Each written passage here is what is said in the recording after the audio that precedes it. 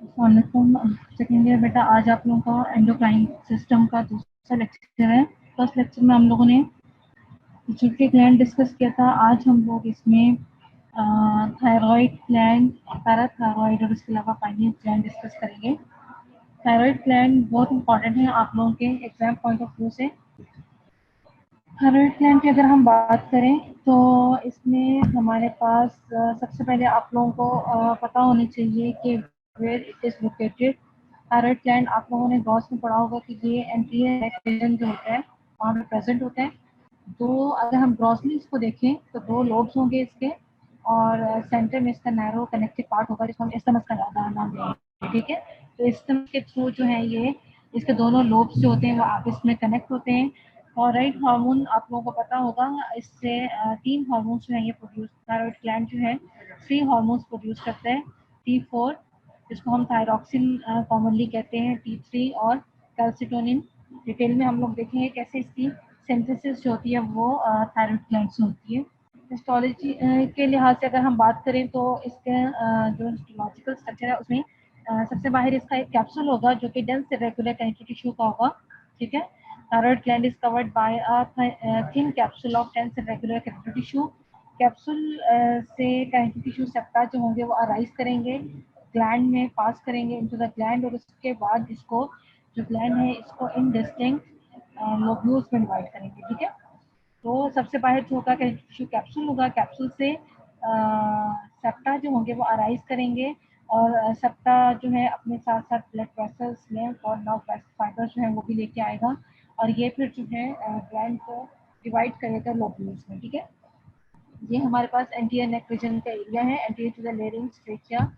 ये आप लोगों के पास थायराइड ग्लैंड पड़ा होता है। ये दो इसके आप लोगों को क्लियर क्रॉस एग्जामिनेशन में क्लियर लोब्स नजर आ रहे हैं, और यहाँ पे जो नैरो पार्ट है इसका कनेक्टेड पार्ट, इसको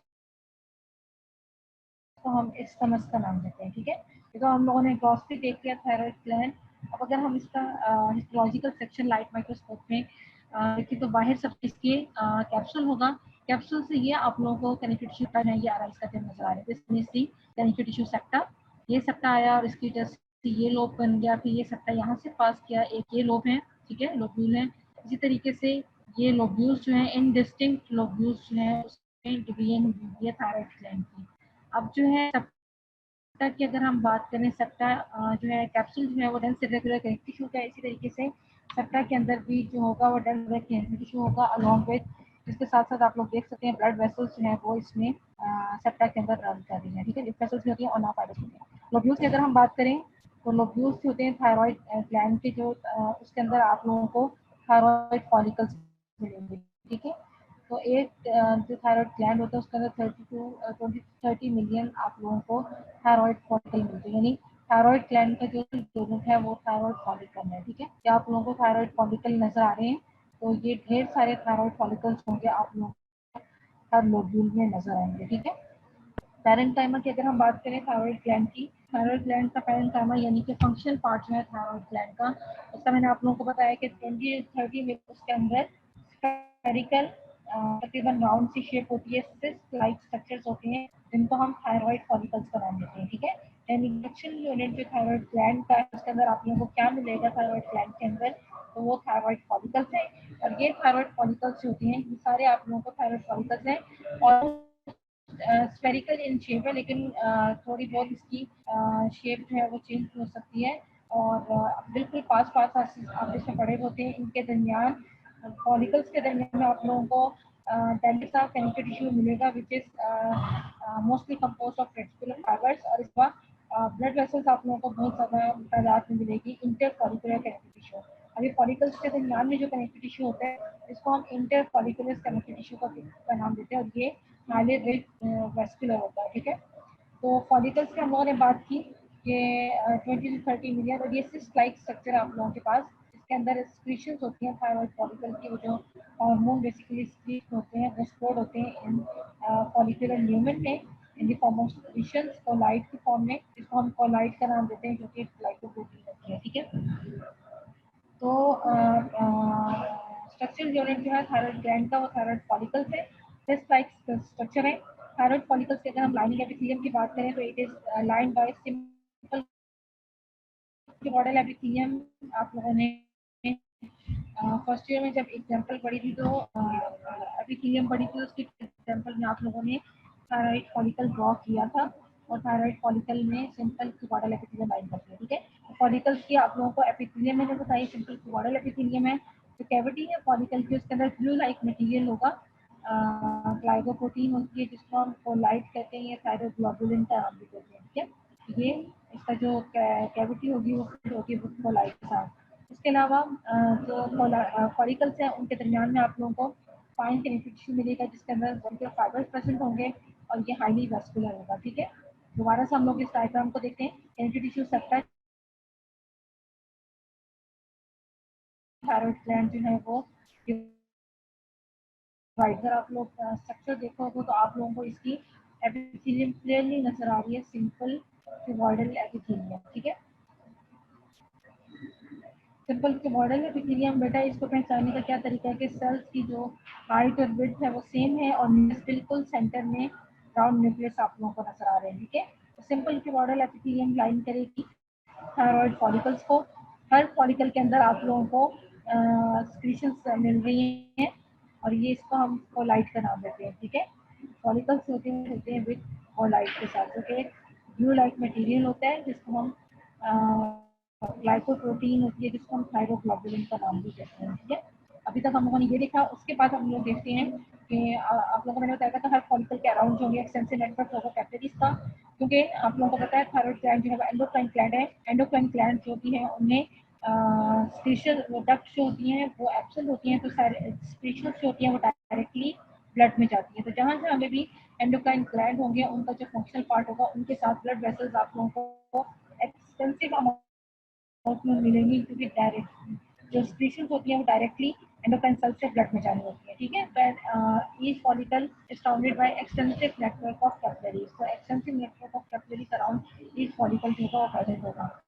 अब ये जो लाइनिंग एपिथेलियम है थायराइड फॉलिकल की, उसमें आप लोगों को दो तरह की सेल्स मिलेंगी। ठीक है, इंपॉर्टेंट क्वेश्चन है ये थायराइड ग्लैंड में से आप लोगों को अक्सर आता है कि name the types of cells which line the thyroid follicle. तो दो तरह के सेल्स जो होते हैं वो थायराइड फॉलिकल को लाइन करते हैं, यानी कि जो उसकी एपिथेलियम है उसमें आप लोगों को दो तरह के सेल्स मिलेंगे। एक को हम फॉलिकुलर सेल्स कहते हैं और दूसरा जो होता है वो पैराफॉलिकुलर सेल्स होते हैं। ठीक है, सबसे पहले हम लोग फॉलिकुलर सेल्स को देख लेते हैं। इन फॉलिकुलर सेल्स को हम प्रिंसिपल सेल्स का नाम भी देते हैं या फिर थायरोसाइट्स का नाम भी देते हैं। ठीक है, क्यूबॉइडल इन शेप है, आप लोगों को पता है क्यूबॉइडल अभी करी है तो फॉलिकुलर सेल्स होंगे वो क्यूबॉइडल इन शेप होंगे। अब इनके जो फॉलिकुलर सेल्स होते हैं थायराइड ग्लैंड के फॉलिकल्स की, इनकी जो शेप होती है सेल्स की वो डिपेंड करती है on the functional activity of the thyroid gland. यानी कि जब थायराइड ग्लैंड जो होगा वो फंक्शनली, यानी इसको हम हाइपरएक्टिव ग्लैंड का नाम भी दे सकते हैं। जो सिंपल के बारे में नॉर्मली जो लाइन कर है थायराइड ग्लैंड के फॉलिकल्स को, उस वक्त ये एपिथेलियम जो होगी वो आप चेंज हो जाएगी इनटू सिंपल कोलमनर एपिथेलियम। ठीक है, तो वो हाइपर एक्टिव ग्लैंड है तो उसमें कोलमनर सेक्शन होंगे वो आप लोगों को नजर आएंगे। और जब इनएक्टिव ग्लैंड होता है यानी रेस्टिंग ग्लैंड होता है, कोई एक्सक्रीशंस वगैरह जो है वो प्रोड्यूस नहीं हो रही, तो सेल्स जो होती हैं तो नॉर्मल तक सेल्स होंगे आप लोगों को लो क्यूबॉइडल नजर आएंगे। ठीक है, तो ये भी अक्सर आप लोगों से क्वेश्चन पूछा जाता है कि हाइपर एक्टिव ग्लैंड और हाइपो एक्टिव, इनएक्टिव को आप हाइपो एक्टिव भी कह सकते हो। एक्टिव ग्लैंड में जो सेल्स हैं उसकी, ठीक है, और आप लोगों को थायराइड ग्लैंड की डायग्राम जो होती है वो अक्सर ड्रॉ करने के लिए आती है, तो उसमें भी आपको क्वेश्चन आ सकता है कि draw and label the hyper active gland of hyper active follicles of the thyroid gland. ठीक है, तो हाइपर एक्टिव जब आएगा तो आप लोगों ने उसमें नॉर्मल सिंपल क्यूबॉइडल एपिथेलियम के साथ कोई ज्यादातर जो होंगे वो कोलमनर थायराइड ग्लैंड में कोलमनर एपिथेलियम होता है। और अगर आपको हाइपो एक्टिव आएगा तो उसकी जो सिंपल क्यूबॉइडल एपिथेलियम थी उसको आप लो क्यूबॉइडल का हाइट। वैसे नॉर्मली क्या होता है कि क्यूबॉइडल सेल्स की जो हाइट और वेट होती है वो सेम होती है, लेकिन लो क्यूबॉइडल एपिथेलियम में हाइट जो होगी क्यूबॉइडल सेल्स की वो लो हो जाएगी। ठीक है, कम हो जाएगी एज कम्पेयर टू वेट। सो तो इनकी सेल्स की शेप जो है फॉलिकुलर सेल्स की वो लार्जली डिपेंड करती है on the state of functional activity of the gland. ठीक है, तो फंक्शनल एक्टिविटी के बेस पे अगर आप लोग देखोगे तो इनएक्टिव ग्लैंड जो होगा उसमें सेल्स आप लोगों को लोब ट्यूबोइडल नजर आएंगे, और हाइपर एक्टिव या फिर एक्टिव ग्लैंड जो होगा उसमें कोलमनर शेप जो होगी सेल्स की हो जाएगी। ठीक है, अब ये एक इमेज बड़ा करके आप लोगों को दिखाया हुआ है, थायराइड फॉलिकल है, ये थायराइड फॉलिकल है, और इसको आप लोगों को क्लियरली जो है वो थायराइड सिंपल क्यूबॉइडल एपिथेलियम जो लाइन करती हुई नजर आ रही है। अंदर जो है वो फॉलिकल्स फिल्ड हैं विद कोलाइड के साथ। जो स्पेस आप लोगों को क्लियर नजर आ रही है, ये स्टेनिंग के दौरान थायराइड जो कोलाइड होता है वो रिट्रैक्टेड हो जाता है। इसको हम नाम देते हैं रिट्रैक्टेड या फिर डिस्टॉर्टेड कोलाइड। वो ड्यू टू स्टेनिंग की वजह से ये जो होता है कोलाइड जो होता है वो इस तरह फॉलिकुलर सेल से जो होता है वो थोड़ा सा अलग नजर आता है। ठीक है, तो ये इस जिसमें आपको ये बीच में स्पेस नजर आएगी, थोड़ी सी खाली जगह between the cuboidal cells and the colloid, तो इसको हम फॉलिकल विद रिट्रैक्टेड कोलाइड के नाम से लेबल करेंगे। ठीक है, फॉलिकुलर सेल्स हैं आप लोगों को। अब यही फॉलिकुलर सेल्स अगर तो कोलमनर शेप जो होंगे वो एज्यूम करेंगे, तो इसका मतलब है कि ग्लैंड जो है वो हाइपर एक्टिव स्टेट में है। और अगर ये फॉलिकुलर सेल्स जो होंगे वो लो क्यूबॉइडल होंगे, तो इसका मतलब होगा ग्लैंड होगा वो हाइपर एक्टिव स्टेट में। ठीक है, तो नॉर्मल में आप लोगों को नॉर्मली सिंपल क्यूबॉइडल एपिथेलियम मिलेगी। ठीक है,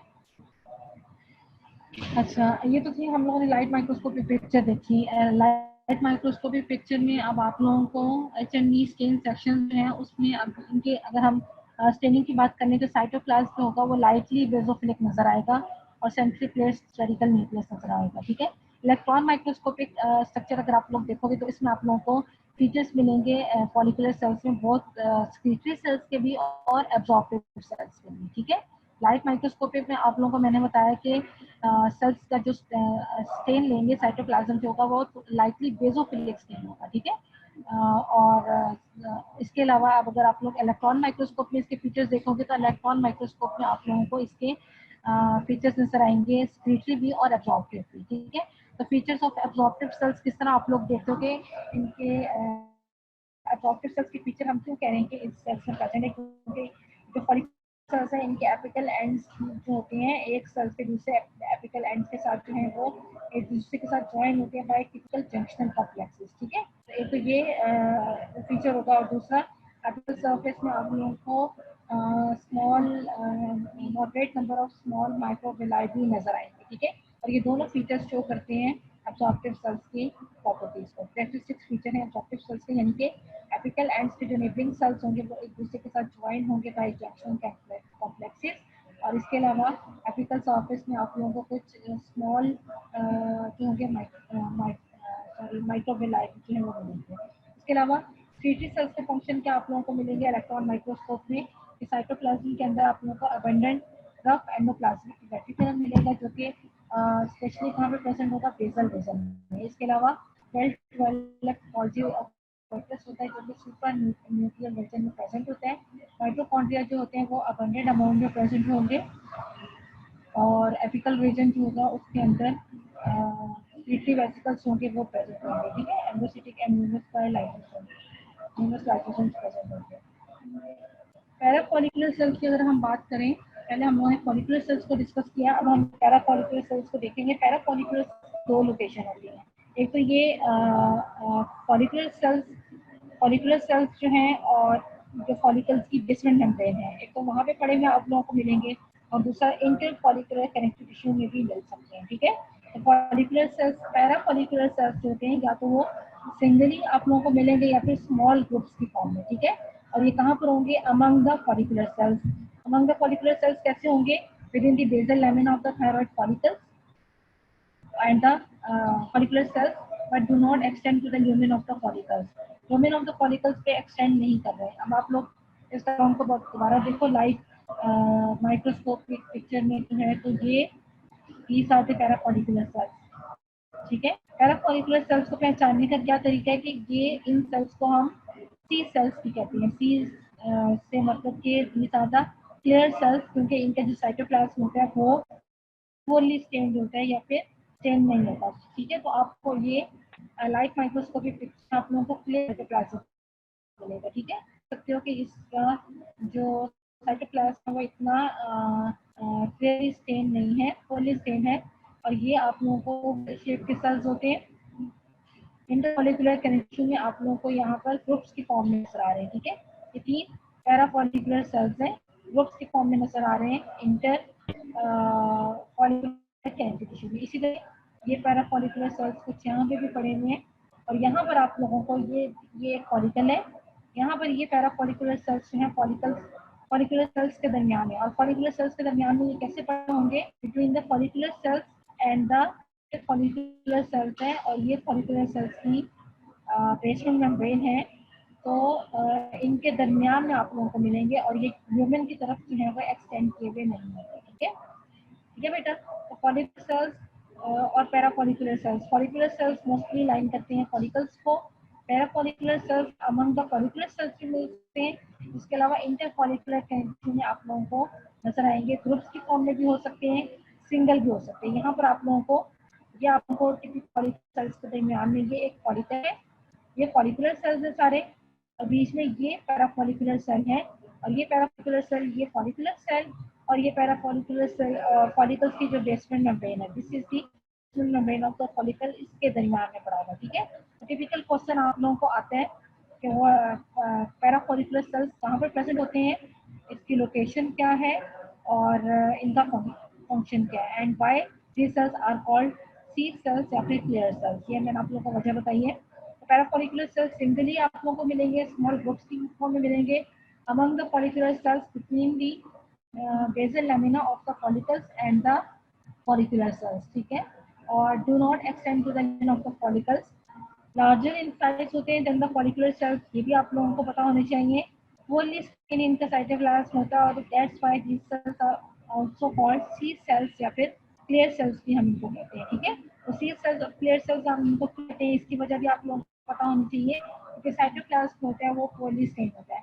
इलेक्ट्रॉन माइक्रोस्कोप में अगर आप लोग देखोगे तो इस सेल के अंदर आप लोगों को राउंड न्यूक्लियस मिलेगा, rough endoplasmic reticulum, well developed Golgi operator, इसके अलावा मेम्ब्रेन बाउंड स्लीची ग्रैन्यूल्स जो होंगे basal region of the cell में प्रेजेंट होंगे, ठीक है बेटा। ये आप लोगों को एक और डायग्राम दिखाएंगे, ये फॉलिकल्स हैं, फॉलिकल्स के दरमियान में पैराफॉलिकुलर सेल्स, अब आप लोगों को फॉलिकुलर सेल और उसकी मेम्ब्रेन बोलते हैं, ठीक है।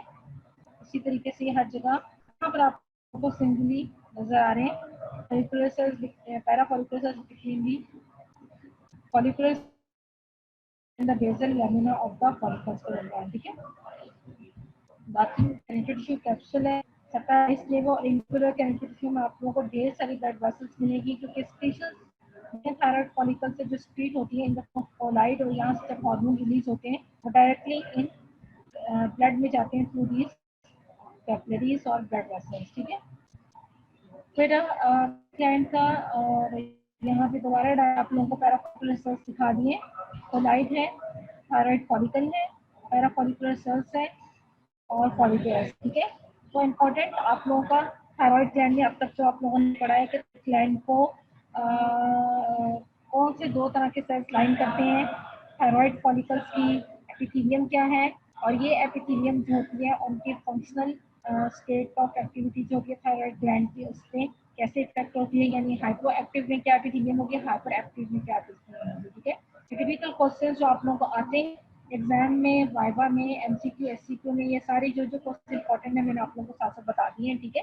Hyper active state of gland में एपिथेलियम कैसे होगी, hyper active state of gland में एपिथेलियम कैसे होगी, और नॉर्मल एपिथेलियम कैसे होगी। नॉर्मल सिंपल क्यों मॉडल होगी, हाइपर एक्टिव में लो क्यों मॉडल होगी, हाइपर एक्टिव कोलमनर होगी, ठीक है। और इसी तरीके से करेगा, अगर हाइपर एक्टिव ग्लैंड होगा तो उसमें ज्यादा आप लोगों को कोलमनर सेल्स के साथ फॉलिकल्स मॉडल के साथ मिलेंगे, नॉर्मल होगा तो उसमें नॉर्मल एपिथेलियम आप लोग ड्रॉप करोगे। इसी तरीके से सेल्स की बात करें तो 2 तरह के सेल्स होंगे, फॉलिकुलर सेल्स, उनकी कैरेक्टरिस्टिक्स आप लोगों को पता होनी चाहिए, पैराफॉलिकुलर सेल्स, उनकी कैरेक्टरिस्टिक्स, उनकी लोकेशन और आगे उनका फंक्शन। फंक्शन की अगर हम बात करें, आप लोगों ने पढ़ा होगा पैराफॉलिकुलर सेल्स होते हैं वो कैल्शियम रिलीज करती हैं, और ये कैल्सिटोनिन जो होती है वो डायरेक्टली रिलीज होती है into the blood capillaries sound करिए थायराइड फॉलिकल्स को। एंडोक्राइन ग्लैंड आप लोगों को पता है जो भी सिक्रीशंस होगी वो डायरेक्टली ब्लड में जाएंगी through the blood capillaries sounding these follicles, ठीक है। कैल्सिटोनिन का फंक्शन क्या है कि basically plasma blood calcium level जो होता है उसको लो करता है, ठीक है। तो लो करता है ब्लड कैल्शियम लेवल, यानी कि पैराथायराइड हार्मोन के एंटागोनिस्ट ये काम करता है, ठीक है। तो and act as an antagonist to parathyroid hormone. और अगर कैल्शियम लेवल कम होगा तो आप लोगों को पता है कि कैल्शियम जो है वो इनहिबिट करेगा बोन डिसॉर्प्शन को। पैराथायरॉइड हार्मोन जो होता है बोन डिसॉर्प्शन को स्टिमुलेट करता है, और पैराथायरॉइड हार्मोन का उलट कैल्शिटोनिन है, तो कैल्शिटोनिन लोअर करेगा कैल्शियम लेवल को और बोन डिसॉर्प्शन को भी इनहिबिशन करवाएगा, ठीक है। हम लोगों ने इसका फंक्शन कर लिया। अब आगे हम लोग देखते हैं, ये भी आप लोगों को इम्पोर्टेंट क्वेश्चन आता है कि इसकी सिंथेसिस स्टोरेज ज़्यादा आप लोगों के लिए, वैसे ये फिजियोलॉजी के हिसाब से इम्पोर्टेंट है, लेकिन फिर भी आप लोगों को पता होना चाहिए कि इसकी सिंथेसिस स्टोरेज एंड सिक्रेशन होती है थायराइड हार्मोन्स की, वो कैसे होती है, ठीक है। तो इसके इन सारे सिंथेसिस के लिए, उसके बाद स्टोरेज के लिए, उसके बाद जो होती है थायराइड हार्मोन्स के, थायराइड हार्मोन्स मैंने आप लोगों को शुरू में बताया था 3 तरह के हार्मोन्स होते हैं हमारे पास, T3, T4 और कैल्शिटोनिन। कैल्शिटोनिन आप लोगों ने पढ़ लिया, पैराफॉलिकुलर सेल्स होते हैं वो रिलीज करते हैं कैल्शिटोनिन, उसका फंक्शन मैंने आप लोगों को बता दिया। T3 और T4 जो होंगे वो कैसे सिंथेसाइज होंगे, उसके बाद स्टोर कहाँ पर होंगे, और उसके बाद स्क्रीट कैसे होंगे, ये सारे हम लोग इसमें पढ़ेंगे। तो इसके लिए 5 स्टेप्स हैं हमारे पास, 6 स्टेप्स हैं सॉरी। सबसे पहले थायरोग्लोबुलिन की प्रोडक्शन, यानी थायरोग्लोबुलिन क्या है, कोलाइड जो कि थायराइड फॉलिकल्स के अंदर फिल्ड हुआ होता है, उसकी प्रोडक्शन कैसे होती है। नंबर 2 पे अपटेक ऑफ आयोडाइड। नंबर 3 पे आयोडिनेशन होती है टायरोसाइल रेजिड्यूज की। उसके बाद ये T3 and T4 की, ठीक है। उसके बाद एंडोसाइटोसिस होती है आयोडीनेटेड थायरोग्लोबुलिन की, और उसके बाद T3 और T4 की सिक्रेशन होती है। फर्स्ट स्टेप क्या है, प्रोडक्शन ऑफ थायरोग्लोबुलिन। थायरोग्लोबुलिन जो है फर्स्ट स्टेप, ये सारा फॉलिकुलर सेल आप लोगों को शो किया हुआ है। This one is the basement membrane of follicular cell, और ये ब्लड कैपिलरी है जो कि साउंड कर रही है फॉलिकुलर सेल को। ये इसका एपिकल पार्ट है, एपिकल प्लाज्मा लेमा है, और ये इसका बेसल प्लाज्मा लेमा है, ठीक है। और ये इसका फॉलिकुलर सेल यानी कैविटी है, ल्यूमेन है, जहाँ पर कोलाइड जो है वो स्टोर हुआ होता है, ठीक है। तो सबसे पहले थायरोग्लोबुलिन की सिंथेसिस होती है, आप लोगों ने पढ़ा था फॉलिकुलर सेल्स के अंदर एंडोप्लाज्मिक रेटिकुलम गोल्गी एपिटस होते हैं, वहां पर सिंथेसिस होगी। तो फॉलिकुलर सेल्स होंगे, सिंथेसाइज करेंगे और सिक्रीट करेंगे thyroglobulin into the follicular cavity. तो सिंथेसिस होगी in the form of colloid, ठीक है। तो ल्यूमेन में सबसे पहले थायरोग्लोबुलिन की सिंथेसिस हुई। सिंथेसिस होने के बाद जो है ये स्प्लिट हुआ इनटू द फॉलिकुलर कैविटी या फिर ल्यूमेन। उसके बाद क्या हुआ कि फॉलिकुलर सेल्स ने ब्लड से आयोडाइड की अपटेक की। ब्लड में से, ये कैपिलरी है, यहाँ से ब्लड में से आयोडाइड जो होगा वो फॉलिकुलर सेल्स होगा उसको लेगा थ्रू द आयोडाइड पंप, जो कि लोकेटेड होगा in the basal plasmalemma of the follicular cells. Iodide pump है, इसके थ्रू आयोडाइड जो होगा वो ब्लड से फॉलिकुलर सेल्स लेकर ये साइटोप्लाज्म से पास करता हुआ एपिकल जो प्लाज्मा लेमा का रीजन है वहाँ पे आएगा। वहाँ पर इस आयोडाइड की ऑक्सीडेशन होगी और ये आयोडीन में चेंज होगा, ठीक है। ऑक्सीडेशन होगी इनटू आयोडीन। उसके बाद इस आयोडीन की फर्दर क्या होगी, आयोडीनेशन होगी। और ऑक्सीडेशन होगी किस के यहाँ पर ऑक्सीडेशन जो होगी वो कौन सा एंजाइम करेगा, एपिकल रीजन में हमारे पास, एपिकल प्लाज्मा लेमा में हमारे पास फॉलिकुलर सेल्स का एक एंजाइम प्रेजेंट होता है जिसको हम थायराइड पर ऑक्सीडेज का नाम दे रहे हैं। और ये थायराइड पर ऑक्सीडेज जो होगा, ऑक्सीडेशन जो होगी आयोडाइड की इनटू आयोडीन में रोल प्ले करेगा, ठीक है। ये तो हो गया तीसरा स्टेप। उसके बाद क्या होगा कि इस आयोडीन की फर्दर जो है वो ये जो कोलाइड था, थायरोग्लोबुलिन सिंथेसिस मॉलिक्यूल था, इसके जो टायरोसिन रेजिड्यूज हैं उसके साथ इसकी आयोडीनेशन होगी, ठीक है। तो आयोडीनेशन होगी आयोडीन की to the tyrosine residues of the thyroglobulin, जिसके नतीजे में हमारे पास MIT और DIT जो मॉलिक्यूल्स हैं वो प्रोड्यूस होंगे। MIT के मोनो आइडोटायरोसिन और डाई आइडोटायरोसिन, ठीक है। हम लोगों ने फर्स्ट स्टेप क्या देखा कि फॉलिकुलर सेल्स जो होते हैं उन्होंने सिंथेसाइज की थायरोग्लोबुलिन और उसको स्प्लिट किया ल्यूमेन में। उसके बाद फॉलिकुलर सेल्स ने आयोडाइड लिया फ्रॉम द ब्लड से by means of iodide pump, जो कि बेसल प्लाज्मा लेमा में प्रेजेंट था।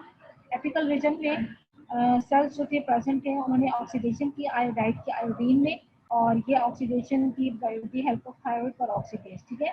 उसके बाद क्या हुआ, at the interface between the colloid and apical plasmalemma of the follicular iodination होगी tyrosine residues of thyroglobulin molecules, यानी इस जगह पर जहाँ पे कोलाइड और ये जो एपिकल प्लाज्मा लेमा है ये मिल रहे हैं इंटरफेस पे, आयोडीनेशन होगी आयोडीन की, और हमारे पास दो मॉलिक्यूल्स आएंगे, एक मोनो आयोडोटायरोसिन और एक डाई आयोडोटायरोसिन, ठीक है।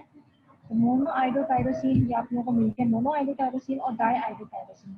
मोनो आयोडोटायरोसिन और डाई आयोडोटायरोसिन की फर्दर ऑक्सीडेटिव कपलिंग होगी, और उसके नतीजे में आप लोगों के पास T3 और T4 हार्मोन्स होंगे वो प्रोड्यूस होंगे। तो एक मोनो आयोडोटायरोसिन दो डाई आयोडोटायरोसिन के साथ मिलकर थ्री थ्री T3 यानी ट्राई आयोडोथायरोनिन हार्मोन प्रोड्यूस करेगा, और दो DIT जो होंगे यानी डाई आयोडोटायरोसिन जो है उनकी आपस में दो डाई आयोडोटायरोसिन की कपलिंग होगी, T4 प्रोड्यूस होगा, ठीक है। अब हमारे पास T3 oxidative coupling of iodine की वजह से formation of two thyroid hormones produce होंगे, एक ट्राई आयोडोथायरोनिन जिसको हम T3 का नाम दे रहे हैं, और एक टेट्रा आयोडोथायरोनिन जिसको हम T4 कॉमनली हम इसको थायरॉक्सिन का नाम देते हैं, ठीक है। दोनों बने, उसके बाद T3 और T4 अभी इनकी हमारे पास सिंथेसिस हुई है। सिंथेसिस के बाद ये यहाँ पर स्टोर होंगे, T3 और T4 अटैच होंगे कोलाइड के साथ फॉलिकुलर कैविटी के अंदर जो होंगे एस फॉर्म में स्टोर होंगे, ठीक है। फॉर्मेशन के बाद क्या हुआ कि T3 और T3 and T4 add to the thyroglobulin molecules and are stored within the follicular cavity as colloid। और अब ये कोलाइड की फॉर्म में जो है वो स्टोर होंगे कैविटी के अंदर। अब जब इसकी सिंथेसिस होनी होती है, सॉरी सिक्रीशन होनी होती है, रिलीज थायराइड हार्मोन्स होंगे वो फॉलिकुलर कैविटी में कोलाइड से कैसे रिलीज होंगे। तो उसमें क्या होता है कि जब इसकी रिलीज होनी होती है यानी सिक्रीशन होती है थायराइड हार्मोन्स की, तो ये कोलाइड जो होती है इसकी रीअब्जॉर्प्शन होती है इनटू द फॉलिकुलर सेल्स, ठीक है। और ये रीअब्जॉर्प्शन कौन करवाता है? TSH hormone, thyroid stimulating hormone जो होगा वो इसकी रीअब्जॉर्प्शन कराएगा इनटू द फॉलिकुलर सेल्स, और ये रीअब्जॉर्प्शन जो होगी वो फैसिलिटेट करेंगे माइक्रोविलाई। माइक्रोविलाई जो सेल्स के एपिकल एंड्स में प्रेजेंट वो फैसिलिटेट करेंगे एंडोसाइटोसिस ऑफ द कोलाइड की स्मॉल मेम्ब्रेन बाउंड वेसिकल्स। अब क्या हुआ कि जब ये यहाँ पर T3 और T4 जो है कोलाइड के साथ अटैच है, इसके बाद अब इनकी रिलीज होना यानी इन्होंने ब्लड स्ट्रीम में जाना, इनकी सिक्रीशन होनी है, तो ये T3 और T4 जो होंगे दोबारा रीअब्सॉर्ब होंगे इनटू द फॉलिकुलर सेल्स, और कोलाइड रीअब्सॉर्प्शन ड्रॉपलेट्स ये आप लोगों को नजर आ रहे हैं। और ये किस फॉर्म में कोलाइड जो होगा वो वेसिकल्स की फॉर्म में रीअब्सॉर्ब होगा, और ये फैसिलिटेट करेगा माइक्रोविलाई जो कि प्रेजेंट होगा एपिकल एंड से, इसकी एंडोसाइटोसिस करेंगे कोलाइड वेसिकल्स की, और ये वेसिकल्स जो होंगे बेसल रीजन पे जाके लाइसोसोम के वेसिकल्स के साथ फ्यूज करेंगे।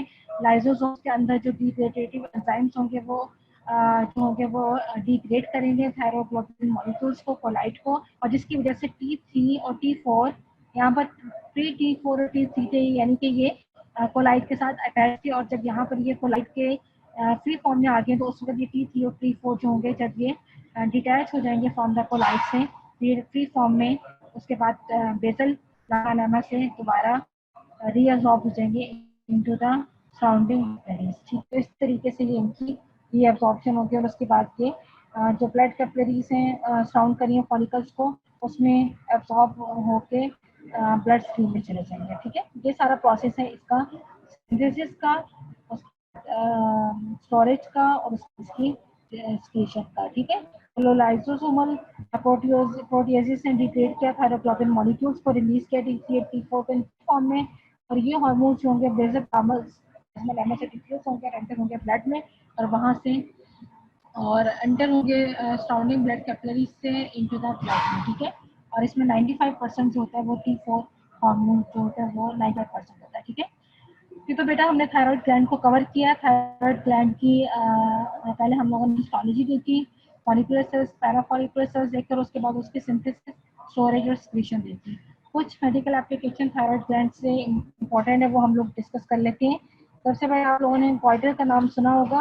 इसमें क्या होता है कि अगर क्रोनिक डाइटरी डेफिशिएंसी हो आयोडीन की, यानी कि डाइट में आयोडीन की डेफिशिएंसी होगी क्रॉनिकली, तो उसकी वजह से क्या होगा कि थायराइड हार्मोन जो होंगे उसके प्रोडक्शन में उसकी प्रोडक्शन नहीं हो सकेगी, वो इनहिबिट करेगा थायराइड हार्मोन की प्रोडक्शन को, और इसकी वजह से क्या होगा, थायराइड हार्मोन प्रोड्यूस नहीं होगा, तो थायराइड ट्रॉफिक सेल्स जो होंगे एंटीए पिट्यूटरी के, जहाँ से वो प्रोड्यूस करेंगे थायराइड स्टिमुलेटिंग हार्मोन को, क्योंकि थायराइड स्टिमुलेटिंग हार्मोन जो होता है वो कंट्रोल करता है थायराइड हार्मोन के फंक्शन को, यानी कि रिलीज करवाता है T3 and T4 हार्मोन्स को। और जब आयोडीन डेफिशिएंसी होगी डाइट में, तो आयोडीन नहीं मिलेगी, जिसकी वजह से थायराइड हार्मोन की प्रोडक्शन नहीं होगी, तो इसका नेगेटिव फीडबैक जाएगा थायराइड ट्रॉफिक सेल्स को, और उसकी वजह से एनडीए पिट्यूटरी जो होगा वो ज़्यादा अमाउंट में टीएसएच क्रिएट करेगा, तो जिसकी वजह से एक्सेसिव ग्रोथ होगी थायराइड फॉलिकल्स की, थायराइड फॉलिकल्स एक्सेसिवली ग्रो करेंगे, एनलार्जमेंट होगी थायराइड ग्लैंड की, और इस कंडीशन को हम गॉइटर का नाम देते हैं। ठीक है, ये आप लोगों को एक हेल्दी थायराइड ग्लैंड है, और ये थायराइड ग्लैंड की एनलार्जमेंट हुई है due to the excessive production of TSH, और इस कंडीशन को हम गॉइटर कहते हैं। और अंडरलाइन इसमें बेसिक कॉज क्या है कि आयोडीन की डेफिशिएंसी है, जिसकी वजह से थायराइड हार्मोन प्रोड्यूस नहीं हो। ठीक है, गॉइटर्स जो होते हैं वो यूजुअली पेनलेस होते हैं, लेकिन अगर साइज ज़्यादा इंक्रीज करके लार्ज गॉइटर जो होगा वो कफ कॉज कर सकता है, रेस्पिरेटरी सिम्टम्स कॉज कर सकता है। इसके अलावा डाइजेशन में भी जो है वो डिफिकल्टी होता है, make it difficult for swallow या फिर ब्रीथ। ठीक है, यानी दोनों रेस्पिरेटरी और डाइजेस्टिव प्रॉब्लम्स जो है इसके साथ हो सकते हैं।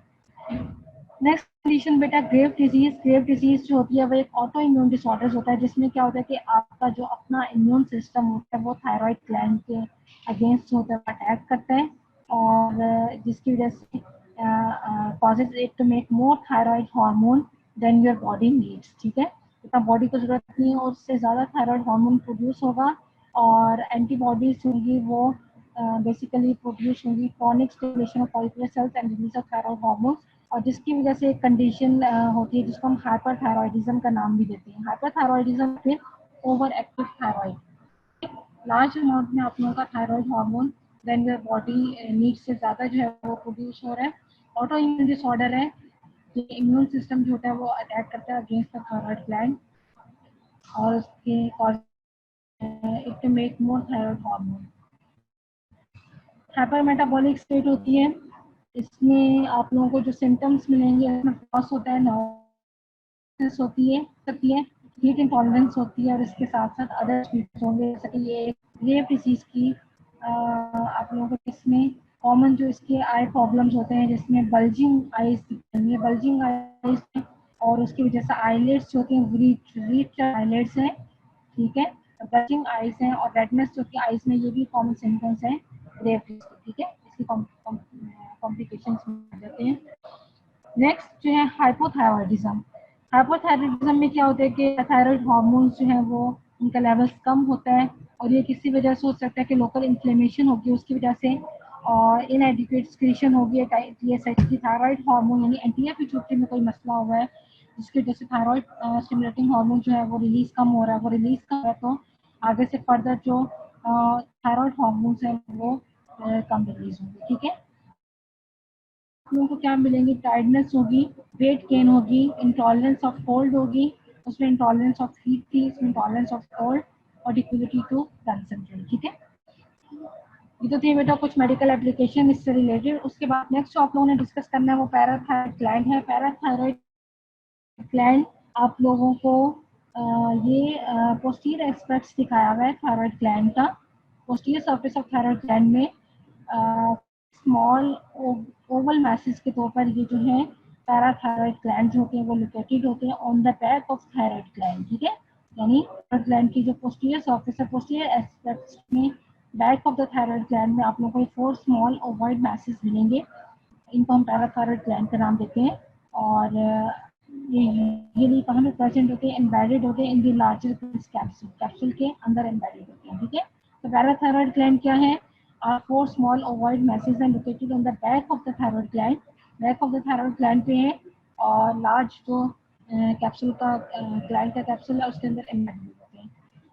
पैराथायरॉइड ग्लैंड की बात करें तो इस पे कनेक्टिव टिश्यू कैप्सूल आप लोगों को मिलेगा, जहाँ से कनेक्टिव टिश्यू सेप्टा जो होंगे वो पेनिट्रेट करेंगे ग्लैंड में, और पेनिट्रेट करने के बाद इसको लोब्यूल्स में डिवाइड करेंगे।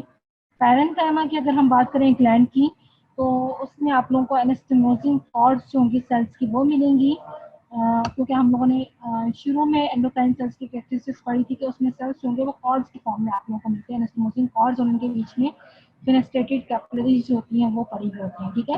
स्ट्रोमा ऑफ द ग्लैंड जो होता है उसमें मेनली रेटिकुलर कनेक्टिव टिश्यू जिसके अंदर मोस्टली फैट सेल्स मिलेंगे, ठीक है। और ये नंबर ऑफ फैट सेल्स जो होंगे वो इसके साथ साथ इंक्रीज होंगे, और यहाँ तक कि एल्डरली पीपल में एडिपोसाइट्स जो होंगे वो ग्लैंड का 60 to 70% जो ग्लैंडुलर मास होगा वो एडिपोसाइट्स बनाएंगे, ठीक है। तो इसके बाद में टिश्यू कैप्सूल है, सेप्टा राइज करेंगे, पेनिट्रेट करेंगे ग्लैंड में, पैरेन्काइमा में आप लोगों को क्लस्टर सॉरी कॉर्ड्स या फिर क्लस्टर्स की फॉर्म में सेल्स मिलेंगे और बीच में मेस्टेटेड कैपिलरीज होंगी वो प्रेजेंट होंगी, ठीक है। स्ट्रोमा जो होगा ग्लैंड का उसमें रेटिकुलर टिश्यू विद एडिपोसाइट्स मिलेंगे। अब ये बेटा थायराइड ग्लैंड है, this one is the thyroid gland, और इसके साथ ये पैराथायराइड ग्लैंड आप लोगों को दिखाया हुआ है। पैराथायराइड ग्लैंड के डिफरेंट लोब्यूल्स आप लोगों को दिखाई हुई है। इसमें आप लोगों को पैराथायराइड ग्लैंड के बाहर की कनेक्टिव टिश्यू कैप्सूल है, सॉरी कनेक्टिव टिश्यू ट्रैबेक्युली है क्योंकि कैप्सूल बाहर होगा, और अब ये लोब्स हैं तो इसके बाहर कनेक्टिव टिश्यू सेप्टा होगा, ठीक है। स्ट्रोमा होगा कनेक्टिव टिश्यू, और ये आप लोगों को इसके अंदर दो तरह की सेल्स मिल रहे हैं जो है वो कॉर्ड्स या क्लस्टर्स की फॉर्म में, इनके बीच में फेनेस्ट्रेटेड कैपिलरीज। अब आप लोग देख सकते हो इसमें क्लियरली, अगर हम लोग इस लोब्यूल को फोकस करें तो इसमें आप लोगों को दो तरह के सेल्स नजर आ रहे होंगे। एक आप लोगों को डार्कली स्टेनिंग सेल्स नजर आ रहे हैं, ये भी क्लस्टर्स की फॉर्म में एक ये हैं और कुछ ये पड़े हुए हैं, और इसके अलावा बाकी लाइटली स्टेनिंग सेल्स है, ठीक है। ये हो गया, तो आप लोगों को इससे तो चल गया कि पैराथायराइड ग्लैंड में हमारे पास दो तरह के सेल्स होंगे, एक तो होंगे ऑप्टिकल सेल्स जो कि डार्कली स्टेनिंग सेल्स हैं, और दूसरे होंगे चीफ सेल्स जो कि लाइटली स्टेनिंग सेल्स हैं, ठीक है। उसके बाद अब आप लोग देखो कि इनमें सेल्स के साइज को, ऑप्टिकल सेल्स जो होंगे वो आप लोगों को बड़े नजर आ रहे हैं as compared to the chief cells, ठीक है। डार्कली स्टेनिंग है ऑप्टिकल सेल्स, चीफ सेल्स जो है लाइटली स्टेनिंग है, और ये चीफ सेल्स जो होंगे वो आप लोगों को पॉलीक्लोनल इन शेप, और ये भी रफली पॉलीक्लोनल जो होंगे वो नजर आ रहे हैं, लेकिन साइज में चीफ सेल्स से क्लियरली पड़े हैं, ठीक है।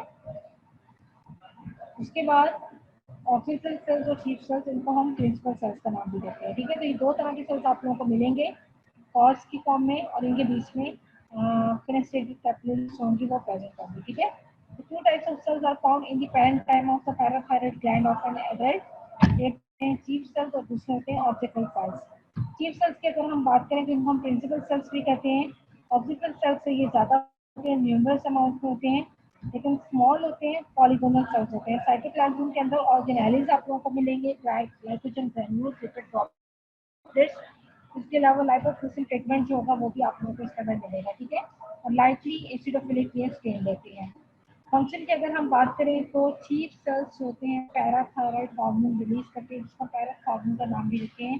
पैराथायराइड हार्मोन जो होता है वो कैल्शियम हार्मोन के उलट काम करता है, यानी कि अब ये कैल्शियम लेवल को रेज करेगा, और रेज कैल्शियम लेवल, और इसके अलावा पैराथायराइड हार्मोन जो होगा, पैराथायराइड हार्मोन जो होता है वो कैल्शियम लेवल को रेज करता है दो तरीकों से। एक तो ये बोन जो है उसकी रिजॉर्प्शन को स्टिमुलेट करवाता है बाय ऑस्टियोक्लास्ट। ऑस्टियोक्लास्ट को स्टिमुलेट करता है कि वो बोन की रिजॉर्प्शन करें, और दूसरा के वेनस एक्सक्रीशन जो होती है कैल्शियम की उसको डिक्रीज करता है, और ज़्यादा से ज़्यादा स्टिमुलेट करता है resorption of calcium ions in the kidney tissues, ठीक है।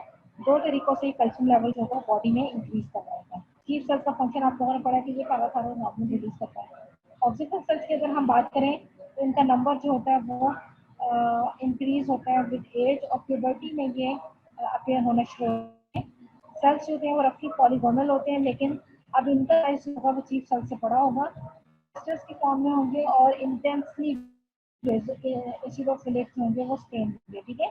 साइटोप्लाज्म में लार्ज अमाउंट ऑफ माइटोकॉन्ड्रिया मिलेगा, that's why they are intensely acidophilic. Function जो होता है इनका अननोन होता है, ठीक है। तो बेटा पैराथायराइड जो होगा इसमें इंपॉर्टेंट जो है इसके दो सेल्स हैं, चीफ सेल्स ऑक्सीपिटल सेल्स, और इनका फंक्शन चीफ सेल्स इंपॉर्टेंट है कि इसका फंक्शन जो है वो पैराथायराइड हार्मोन रिलीज करता है, और इसकी जो कैरेक्टरिस्टिक्स हैं कि इन दोनों में डिफरेंस क्या है, चीफ सेल्स ज़्यादा होंगे लेकिन स्मॉल इन साइज होंगे, पॉलीगोनल सेल्स होंगे, लाइटली एसिडोफिलिक होंगे। उसके बाद optical cells small in amount में होंगे लेकिन लार्जर इन साइज होंगे, क्लस्टर्स की फॉर्म में मिलेंगे, इंटेंसली एसिडोफिलिक होंगे, और इनका फंक्शन होता है वो अननोन होता है, जबकि कुछ सेल्स जो है वो पैराथायरॉयड हार्मोन रिलीज करते हैं। पैराथायरॉयड हार्मोन जो होगा वो कैल्शियम लेवल को इंक्रीज करेगा by stimulating resorption of the bone और बाय ऑस्टियोब्लास्ट, और उसके अलावा डिक्रीज करेगा renal excretion of calcium by stimulating the resorption of the calcium ions from the distal kidney tubules। ये इंपॉर्टेंट चीजें जो थी पैराथायरॉयड ग्लैंड में। उसके बाद इसके हम कुछ मेडिकल एप्लीकेशन लेते हैं। दो कंडीशंस होती हैं, एक हाइपोपैराथायरॉयडिज्म होता है और एक हाइपरपैराथायरॉयडिज्म होता है। हाइपोपैराथायरॉयडिज्म की अगर हम बात करें तो इसमें एक्सक्रीशन जो होती है पैराथायरॉयड वो कम होती है और इसकी वजह से बोन्स होती हैं ज़्यादा मिनरलाइज होती हैं, डेंसर होती है, क्योंकि कैल्शियम जो है अब वो बोन से रिलीज नहीं हो रहा, रिजॉर्प्शन नहीं हो रही बोन्स की, तो जिसकी वजह से बोन्स जो है वो अब ज़्यादा से ज़्यादा उसके अंदर मिनरल डिपॉजिट्स हो रहे हैं, तो बोन जो होगी वो मोर मिनरलाइज हो जाएगी, कैंसर हो जाएगी। और इसके अलावा स्ट्राइटेड मसल्स होंगे वो अबनॉर्मल कॉन्ट्रैक्शन शो करेंगे due to inadequate calcium ion concentration. Calcium ion की रिलीज ब्लड में ज़्यादा नहीं हो रही, पैराथायरॉयड हार्मोन ब्लड में इसकी रिलीज ज़्यादा करवाता है, तो इसकी वजह से मसल्स कैल्शियम आयन की कंसंट्रेशन कम होगी, तो मसल्स होंगे वो अबनॉर्मल कॉन्ट्रैक्शन होंगे वो शो करेंगे। ठीक है, इसके उलट अगर हम कंडीशन देखें हाइपर पैराथायरॉयडिज्म, तो हाइपर पैराथायरॉयडिज्म में एक्सेसिव पैराथायरॉयड हार्मोन रिलीज होगा। एक्सेसिव पैराथायरॉयड हार्मोन होगा वो स्टिमुलेट करेगा ऑस्टियोब्लास्ट के नंबर और एक्टिविटी को, इंक्रीज लेवल जो होगा ब्लड कैल्शियम होगा, रिजॉर्प्शन ज़्यादा होगी, ब्लड कैल्शियम लेवल इंक्रीज होगा। ये ब्लड कैल्शियम लेवल जो होगा ये व्यक्ति में डिपॉजिट हो जाएगा अब नॉर्मली पैथोलॉजिकली कार्टिलेज में, आर्टरीज में या फिर किडनीज में। ठीक है, तो दोनों कंडीशन जो है वो अफेक्ट करती हैं बॉडी को। हाइपोपैराथायरॉयडिज्म में पैराथायरॉयड हार्मोन कम प्रोड्यूस हो रहे हैं और हाइपोपैराथायरॉयडिज्म में पैराथायरॉयड हार्मोन बहुत ज़्यादा रिलीज हो रहा है और दोनों के अपने अपने इफेक्ट्स हैं। लास्ट में आप लोगों ने जो पढ़ना है वो पाइनियल ग्लैंड, इसको हम पाइनियल या पीनियल ग्लैंड दोनों बोलते हैं। इसके अलावा इसको हम एपिफिसिस सेरेब्रल या फिर पाइनियल बॉडी का नाम भी देते हैं। पाइनियल ग्लैंड जो होगा वो फ्लैटेंड स्ट्रक्चर होता है, पाइन कोन की शेप का ये स्ट्रक्चर होता है, that's why it is known as pineal. और शॉर्ट स्टॉक के थ्रू जो है ये roof of the third ventricle के साथ जो होगा वो अटैच होगा। इसके बाहर पाया मेटल का कैप्सूल होता है और वहाँ से ही कैरेक्टरिस्टिक सट्टा जो होता है वो एंटर होता है और यही कैरेक्टरिस्टिक सट्टा जो होता है वो सेंड करता है into the organ and divide करता है ग्लैंड को इनटू इनकम्प्लीट लोब्यूल्स की फॉर्म में। ठीक है, तो इसमें भी दो तरह के सेल्स आप लोगों को मिलेंगे, एक पिनियलोसाइट्स होते हैं और दूसरा इंटरस्टिशियल सेल्स होते हैं। पिनियल ग्लैंड मैंने आप लोगों को बताया, इसको हम एपिफिसिस सेरेब्रल या पाइनियल बॉडी का नाम भी देते हैं। ये एक short circuit roof of the third ventricle के साथ अटैच होता है। P shape, P size shape जितना इसका जो होगा वो स्ट्रक्चर होगा। इसके पाया मेटल का कैप्सूल होता है और वहीं से कैल्शियम सट्टा जो होता है वो ग्लैंड में जाते हैं और उसको इनकम्प्लीट लोब्यूल्स में डिवाइड करते हैं। दो तरह के सेल्स मैंने आप लोगों को बताया है। ये आप लोगों को पाइनियल ग्लैंड की पोजीशन दिखाई है, जिस one is the pituitary gland, ये पाइनियल ग्लैंड है और ये एक शॉर्ट स्टॉक है उसके थ्रू थर्ड वेंट्रिकल के साथ अटैच होगा। स्मॉल ग्लैंड होता है, पी साइज का जो होता है इसका स्ट्रक्चर होता है। ठीक है, नेक्स्ट अगर हम लोग देखें इसके दो तरह के सेल्स हैं, पिनियलोसाइट्स और इंटरस्टिशियल सेल्स जिसको हम कहते हैं। पिनियलोसाइट्स पैरेन्काइमल सेल्स होते हैं पिनियल बॉडी के और जो क्लस्टर्स की फॉर्म में अरेंज होते हैं और इनके अराउंड साइनोसॉइडल कैपिलरीज प्रेजेंट होते हैं। साइटोप्लाज्म जो होगा वो स्लाइटली बेसोफिलिक होगा। इसका न्यूक्लियस जो होता है वो आप लोगों को लोकेटेड या फिर इंटेंटेड मिलेगा। ठीक है, डीपली इंटेंटेड न्यूक्लियस होता है, वेसिकुलर होता है और एक या एक से ज़्यादा जो आप लोगों को प्रोमिनेंट न्यूक्लियोलाइट्स होंगे वो इसके न्यूक्लियस में मिलेंगे। ठीक है, हर सेल जो होगा उसके दो या उससे ज़्यादा लॉन्ग प्रोसेसेस होंगे और इनके जो एंड होंगे वो which end in the flattened dilatation applied होंगे टू ब्लड कैपिलरीज। ठीक है, और पिनियलोसाइट्स का फंक्शन क्या है कि ये एक हार्मोन रिलीज करते हैं मेलाटोनिन और इसके अलावा अदर रिलेटेड सब्सटेंसेस होते हैं वो रिलीज करते हैं।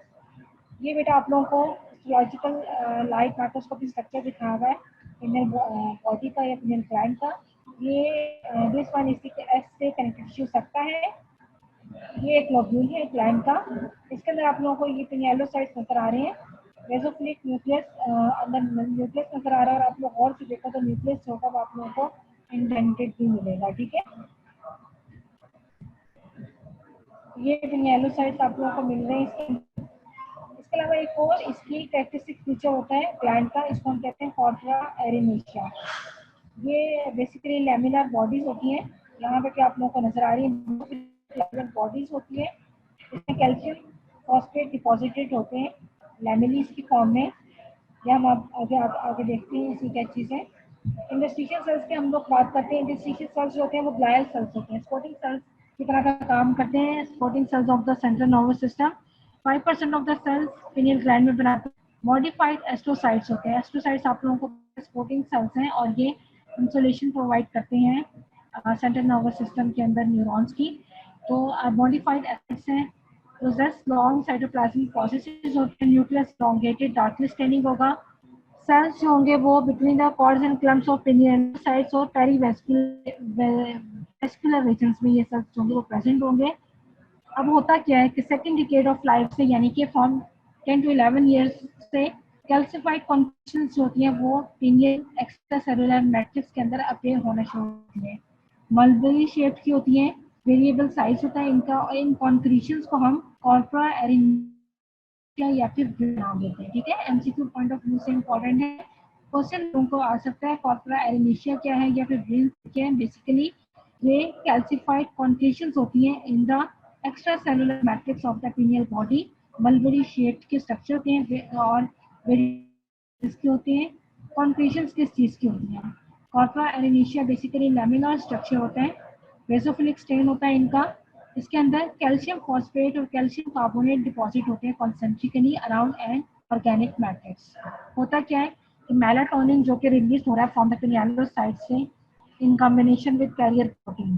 तो ये क्या होता है कि आफ्टर रिलीज ये कैरियर प्रोटीन जो होती हैं वहाँ से मेलाटोनिन से डिसोसिएट हो जाती हैं और उसके बाद ये अट्रैक्ट करती हैं बेसिकली, और ये हार्मोन से जो होंगे वो डिसोसिएट हो जाएंगे और हार्मोन जो होगा मेलाटोनिन ये उसके बाद अट्रैक्ट करेगा कैल्शियम। तो कैरियर प्रोटीन ये कैरियर प्रोटीन जो होंगी ये अट्रैक्ट कैल्शियम आयंस को।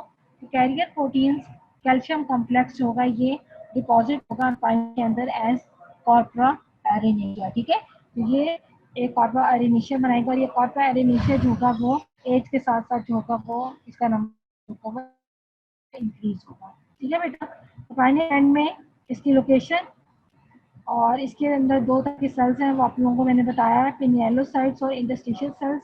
पिनियालोसाइट्स क्या स्क्रीट करते हैं मेलाटोनिन और कॉर्पोरा एरिनेशिया क्या है और इसकी इम्पोर्टेंस क्या है ये आप लोगों को इसके अंदर पता होना चाहिए, ठीक है। फंक्शन की अगर हम बात करें तो बेसिकली पाइनियल ग्लैंड जो होता है वो प्रोड्यूस करता है और रेगुलेट करता है हार्मोन जिसके अंदर मेलाटोनिन जो है वो मोस्ट इंपॉर्टेंट है। और मेलाटोनिन आप लोगों ने पढ़ा होगा फिजियोलॉजी में, इसका रोल इंपॉर्टेंट रोल जो है वो रेगुलेटिंग स्लीप पैटर्न्स में है, ठीक है। तो मेलाटोनिन जो होता है वो पिनियालोसाइट से रिलीज होता है और इसकी जो रिलीज होती है वो डिपेंड करती है अपॉन द डे लाइट और डार्क में, यानी melatonin release from the pinealocytes is promoted by darkness. Darkness में इसकी रिलीज ज़्यादा होगी और इनहिबिटेड होगी बाय डे लाइट से, ठीक है। तो diurnal fluctuation in the blood melatonin levels induce करेगा rhythmic changes in the activity of the hypothalamus pituitary gland और अदर एंडोक्राइन टिश्यूज में, ठीक है। तो साइकिल ऑफ लाइट और डार्कनेस होगा वो डिटेक्ट कहाँ पर होगा, विद इन द रेटिना में, और वहाँ से ट्रांसमिट होगा to the gland by the retino hypothalamic tract, suprachiasmatic nucleus और सिंपैथेटिक फाइबर्स का जो ट्रैक्ट होता है वो एंटर होगा पिनियल ग्लैंड में, ठीक है। सो आसान लफ्जों में अगर हम बात करें तो darkening has to be found to increase the sympathetic output. Darkening जो होगा वो सिंपैथेटिक आउटपुट इंक्रीज करेगा जिसकी वजह से इंक्रीज होगी मेलाटोनिन की बाय पिनियालोसाइट्स। और इसके ऑपोजिट अगर हम देखें तो कोई लाइट जो होगा वो इसकी मेलाटोनिन की प्रोडक्शन को इनहिबिट करेगा। मेलाटोनिन जो होगा वो पास करेगा आइदर बाय द ब्लड या फिर through the cerebrospinal fluid to the anterior pituitary gland, और वहां पर ये सप्रेस करेगा एक्सक्रीशन ऑफ गोनाडोट्रोपिक हार्मोन्स, ठीक है। So it is therefore suppose that the pineal gland का जो कुछ roles play some role in controlling sexual drive में इसका रोल होता है और रिप्रोडक्शन इन ह्यूमन बीइंग्स में, ठीक है।